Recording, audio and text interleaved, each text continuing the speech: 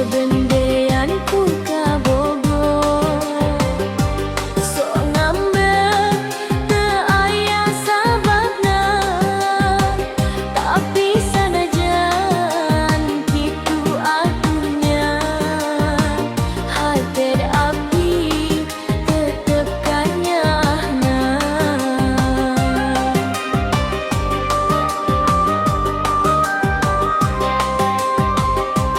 Sabenerna teu sanggup jauh ti anjeun, naha betso nyeri hate teuing, tapi lamun anjeun seuring, runtuh sakabeh ambeu dina dieu.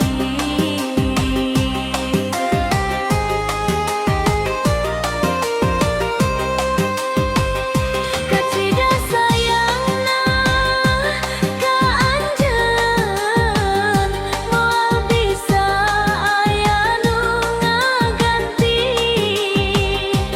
Sanajan sok teu ngambek, tetep anjeun nu dihiji.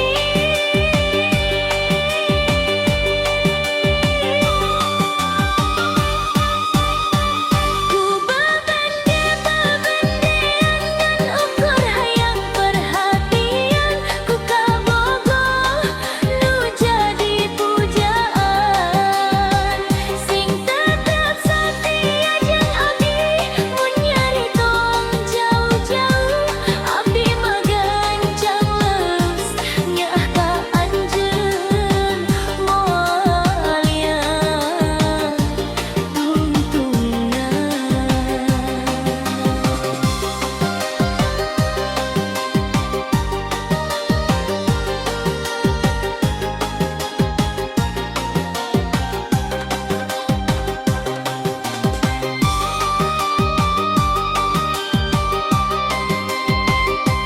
Sok rada laleutik kahayangan, hayang dipapaesan ku cinta.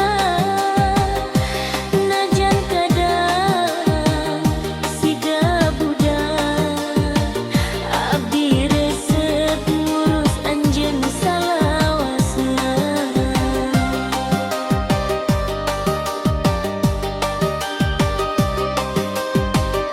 Lamun anjeun ngomong punten, rasanya lebur sakabeh ambek, dirangkulku seuri anjeun, abdi leungiteun rasa kesel.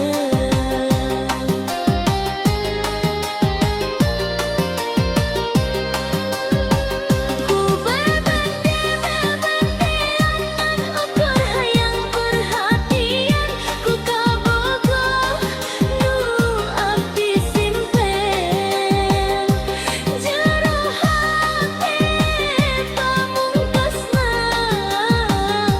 Mun aya nu nyeri hate, urang rembugan bae, cinta abdi ka anjeun, moal pernah paremen.